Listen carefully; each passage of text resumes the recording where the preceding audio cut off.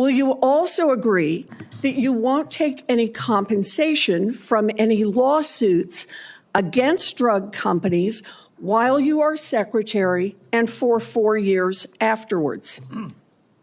Well, I'll certainly commit to that while I'm secretary. But I do want to clarify something because you're making me sound like a shill.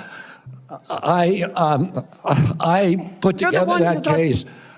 I did the Science Day presentation to the judge on that case to get it into court. Mr. Kennedy, hearing. Mr. Kennedy, it's just a really simple question. Yeah, You've taken in $2.5 million. I want to know if you will commit right now that not only will you not go to work for drug companies, you won't go to work suing the drug companies and taking your rake out of that while you're a secretary and for 4 years after. It's just... I'll commit to not taking any fees from drug companies while I'm secretary. No, I'm asking about fees from suing drug companies. Will you agree not to do that? You're asking me to not sue drug companies, no, and I'm not going to agree to that, drug Senator. Companies as much as you want.